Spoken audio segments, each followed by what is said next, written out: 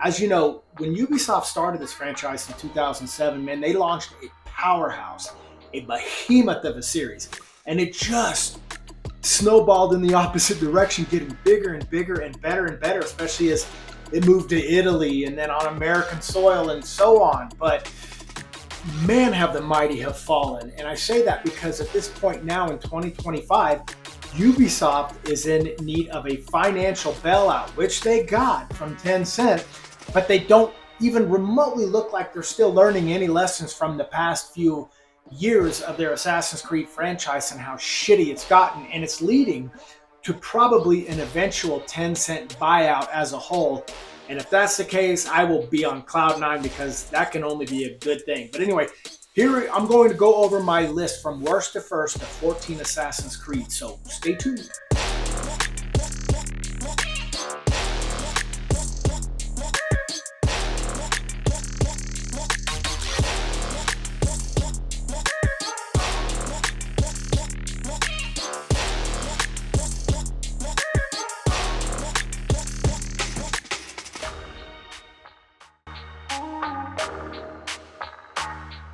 Now, as Ubisoft goes, their tumultuous last few years has been entertaining to some degree, but sad in others because of the flops that they made. They made a quadruple A flop in Skull and Bones.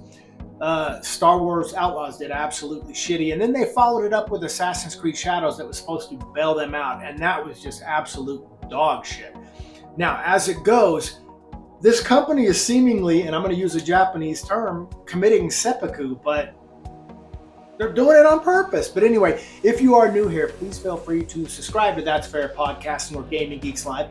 Please like the video, help me out in that algorithm. I would sincerely appreciate it. And if you don't do any of those and you just listen to my rankings from worst to first, in my order of opinion, the worst to best, thank you for sticking with me. I sincerely appreciate it. Before I get started, I just want to point out that the Assassin's Creed series has some of the greatest protagonists in video game history. Let's get that out of the way.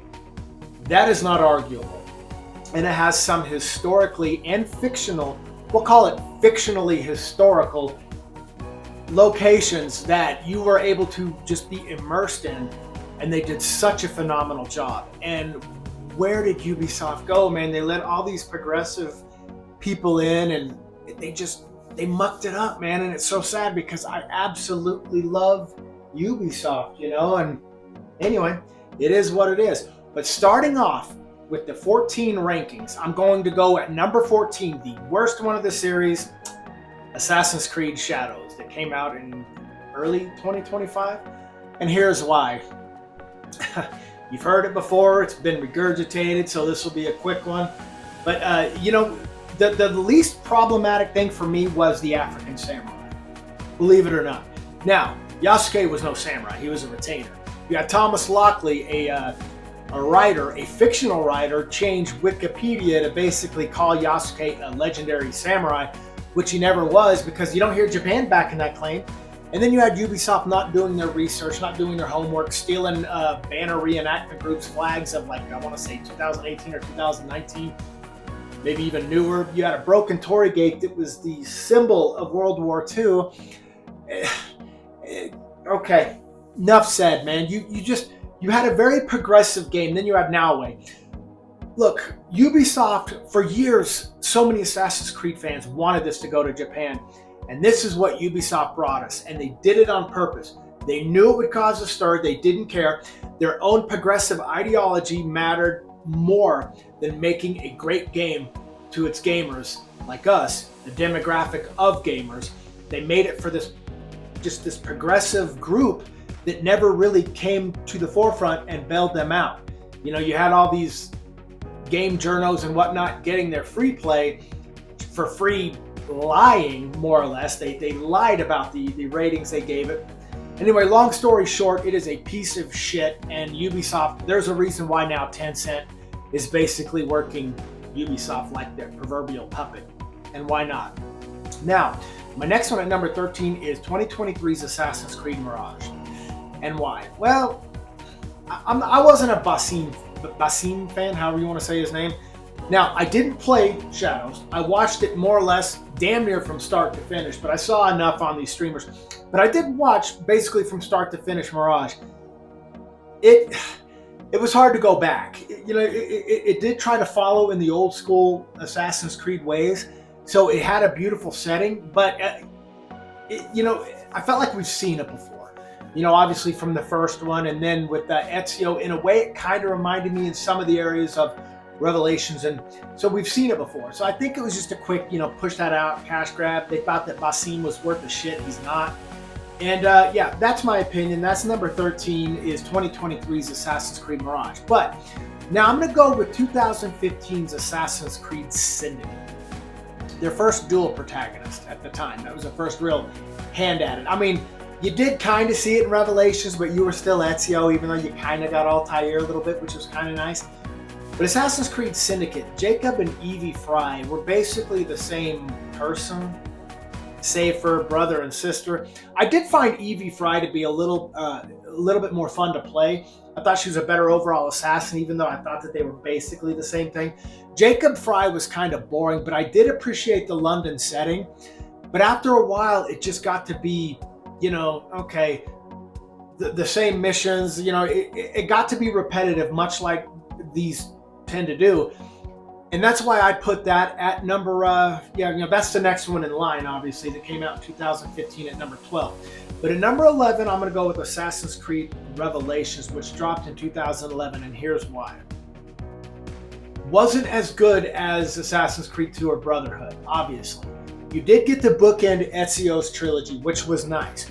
You did also bookend the story with him and his connection to Altair with the Piece of Eden at the end. Spoiler alert, if you haven't already heard it, it was 14 years ago. It's not really a spoiler alert. When you find him like in the tomb or wherever and he's holding, it was a great ending. But at this point, it almost felt like they ran out of things to do with Ezio. The combat was decent, but Constantinople is where you were. I didn't really care for the setting. It wasn't as good, but yeah, that's just my opinion. But I've got it number 11, Assassin's Creed Revelation. Now at number 10, I'm going to go with Assassin's Creed Origins, which I believe dropped in 2017. Now, I played that almost all the way through. I did. I even bought the strategy guide back when they were still making the strategy guides. I played that almost all the way through.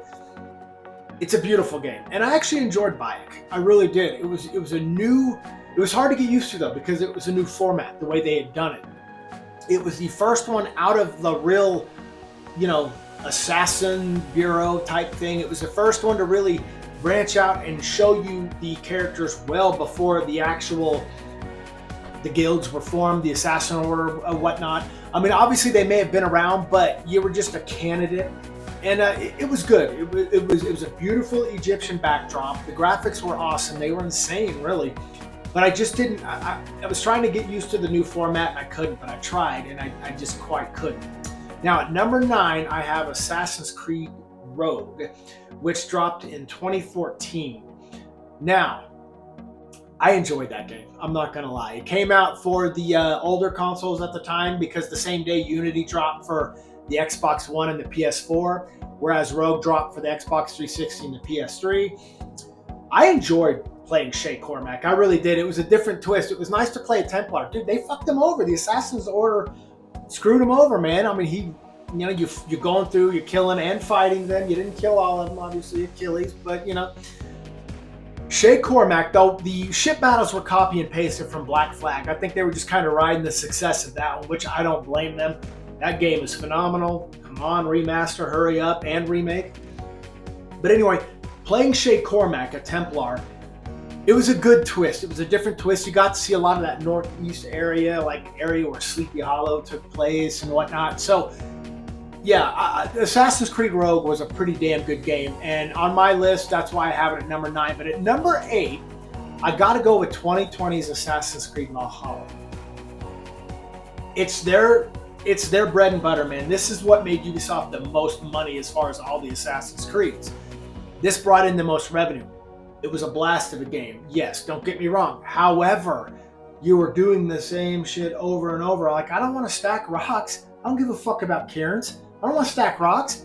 I want to be a Viking, man. And they did dial it down a little bit as far as the violence when you're raiding these abbeys, these churches, because it might have been a little bit more violent, as Viking history would tell. But you got to play Eivor. You got to choose the male or female, which cue Assassin's Creed Shadows. You didn't give us that option. You forced it. And, but I loved Eivor. I thought some of the DLCs were a bit unnecessary because that game was already long enough, but they did add a lot, like the whole Yuletide thing. I liked the, Ravensthorpe, building up your whole establishment. That was kind of cool. And I liked the longboat raids, again, on the churches and the abbeys. That was fun. But at the end, you're getting into a game that's starting to become way too long and too repetitive. And yes, I did complete it start to finish. I enjoyed kicking the shit out of Asim with Odin's Spear. But again, that was too long. And it's one of those games where you don't need to make these games so damn long, man. So anyway, At number 7, I have Assassin's Creed 3 that dropped in 2012. And here is why that's there. It is a great game. Don't get me wrong. It introduced naval ship battles, so to speak. Or at least a naval part of the game. And, you got to play Connor, who was, half Native American, half Haytham Kenway's child, who was a Templar when it shocks the shit out of you at the beginning. The father understanding guidance. You're like, whoa, didn't see, or how do you like them apples achievement or something like that. But Connor's combat mechanics were badass. And Connor, to me, is one of the biggest badasses as far as protagonists. Very boring character, though. He's very bland. He was very, very dramatic, very too serious. But, again, you're half Native American fighting, for the freedom of the America at that point in time with the 13 colonies and whatnot, fighting redcoats, helping the Continentals. Great game. Wouldn't mind seeing that one remastered, to be honest, because I actually really enjoyed Assassin's Creed 3 bringing it to American soil. Now, at number 6 is 2018's Assassin's Creed Odyssey. Realistically, got a confession to make. I put more hours in Assassin's Creed Odyssey than any other Assassin's Creed games. The customization of the armor and the swords was ridiculously badass. And I mean that in the sense that, you could put on your favorite armor or use your favorite weapon, even though it didn't have the most damage or the best protection, but then you could substitute it for one that did, so you could always keep your favorite pieces of armor and weapons on and add the latest stats to it from other armors. Brilliant job on that one as far as I'm concerned. And I love playing Alexios and Cassandra. I got to play them both to experience both protagonists, each gender. And it was really good. I thought the Greek backdrop was beautiful. I loved the contest. You get to enter him in and become the champion. And you find like a lot of different things. You find Odysseus's palace, or Agamemnon's palace, I'm sorry, where you're related. You find Odessa, who's descended from Odysseus. You got to find Peleus' sword, who was Achilles' father, my favorite weapon in the game. So Assassin's Creed Odyssey in 2018, yeah, that's why that's number 6. Now here's my top 5. This number 5 is my favorite one of all time, and that's Assassin's Creed Unity. That is my favorite Assassin's Creed of all time. It doesn't mean I think it's the best, but it is my favorite. Arno Dorian is my favorite, obviously my favorite protagonist. And again, it dropped the same day that Assassin's Creed Rogue did in 2014. And the parkour, it took a while. It was buggy, broken a bit when it first launched, but when they fixed that game, it was a masterpiece with the parkour. Best parkour of them all. Again, I loved Arno Dorian. I was fascinated how it stayed in Paris, and it needed to. It was beautiful. You didn't need the countryside. You got to stay in this massive city, and you got to see the changes through the eras of it. And Arno Dorian, for some reason, and his story with Elise, who was a Templar, was a wonderful story. And guys, this one will forever be near and dear my favorite. It would have been the Japanese setting one, but Ubisoft fucked that up. So that is what it is, right? What are you going to do? At number 4, Assassin's Creed 1, that dropped in 2007. Now, it's hard for that to be in the 4th area. You'd think it should be a little higher on the list. It started it all. Altair Al-Lahad. You're Altair, and I mean, I gotta tell you, I love Altair. He's my second favorite protagonist in the entire series. I loved the backdrop of Masyaf. Is that what it is? Where, yeah, I think where you are, and you had your own master. It was a student versus a master, Mawalam, or I don't know how you say it, I forgot. But it started it all, man. But it got very repetitive. But it didn't matter, because when that first dropped, you couldn't wait to get home from, like, some of the generations couldn't wait to get home from school to play that game. I couldn't wait to get home from work, play that game. It was awesome. I loved it. The leap of faith was the first time you ever got to see it. Then you're going into these bigger places like Jerusalem. You know, you face off with the Saracens, and wonderful, wonderful beginning of a well-crafted franchise, say for the last few years. So yeah. Anyway, at number 3 is 2010's Assassin's Creed Brotherhood. Now I toggle between Assassin's Creed 2 and Brotherhood here for obvious reasons. Both uniquely wonderful games. Brotherhood did the recruiting aspect of it that you never got, and it was brilliant. And all the different side quests that Ezio got to do, from fixing the water mains or whatnot, and all the different things that you got to do, you got to recruit. You even got to recruit your younger sister, you know, after this story takes place after the second one. In Rome, in the Colosseum. Guys, this was a beautiful game. Brotherhood could very well be the best. Now, it may not be what I consider the best, but it could be the best. I mean, it was a beautifully crafted game. The music was beautiful. You felt like everything was all Italy. Great job, Ubisoft. Get back to that, please. Now, at number 2 is Assassin's Creed 2. Perhaps the greatest sequel of all time. Now, that's tough to say because Mass Effect 2 with the Suicide Squad, the OG Suicide Squad, right up there with it. So, you know, if I had to pick the best sequel, the best part 2 that I can recall, I got to give it to, I can't. They're tied. Screw it. Mass Effect 2 and Assassin's Creed 2. It introduced you to Ezio. You had all these side quests, chasing flags. You know, you got to see what happened to your family. It gave you Italy. You rise up into the ranks, man, and it's just like, you know, you're going against the Catholicism guys, Assassin's Creed 2 needs a remaster. You know, they keep mentioning possibly Assassin's Creed 1, Assassin's Creed 2. Do the Ezio trilogy maybe first, and then worry about the rest. Obviously, the next one on the list is coming out. At number 1, no big surprise, shocker, 2013's Assassin's Creed Black Flag. Now, here's why. 1, it's the Caribbean. You know, I'm fixing to go on a cruise here in 7 weeks. We do a Caribbean cruise every 2 years. 2-week cruise. I feel like Edward Kenway, some of these islands, man, it's like a screensaver with the white sand and the clear water. It's real. And I absolutely just was so immersed with Black Flag, from the pirating combat on your ship to the jungles, to, you know, the stealth mechanics, to the story of Edward Kenway and how he came about being an assassin, starting off as this big pile of shite. And we know that, believed to be this coming March, just in a few months, we are getting our Assassin's Creed remake. Yes, it's being changed into RPG format. I know that pisses a lot of people off. I don't care. I'm ready to play Edward Kenway on an upgraded engine one more time. Yes, please. Now, that is my list of Assassin's Creeds. Now, the future of the franchise, where's it going? Well, we know we have Assassin's Creed Hexa, and with Tencent, who knows? Is Hexa going to come out? It's basically about the witch trials and whatnot taking place in Europe. People instantly say the Salem witch trials. This takes place a little before even the Salem witch trials that started in 1692. So, guys, we're just going to see the European side of the witch trials, it seems. Very strong feminine game from what we understand. So will Tencent take control of that, or will they push this out to get their message out one more time before Tencent finally says, all right, guys, enough's enough. The adults are here. So anyway, yeah, that's what we're hoping. What I hope to see from the franchise, I hope to see Tencent take it over. I really do. And why is because I think hopefully if Tencent buys out Ubisoft as a whole, maybe they can try again. Give Japan one more try, because Ubisoft, you fucked over Japan something fierce, man. And all of us Ninja fans. I'm a diehard Ninja fan from the 80s. I lived through Ninja Mania, man. I'm a Ninja freak. And this is what you gave us? Screw you, Ubisoft. Come on, Tencent. That's all I can say. But guys, in closing, that's really all I have. That is my rankings of the Assassin's Creeds. Tell me your rankings, man. Please feel free in the comment section to tell me how you rank them. How far off was I from your rankings? I'd love to hear it, because everyone who does reply, I answer. Every one of you. You know, we're at 400 and something subscribers right now, so the channel's small enough that I can. So while I can still talk to you guys, please, man, until it grows, let me know in the comment section how you rank them. But anyway, guys, that's really all I have. Thank you so much for listening to this video.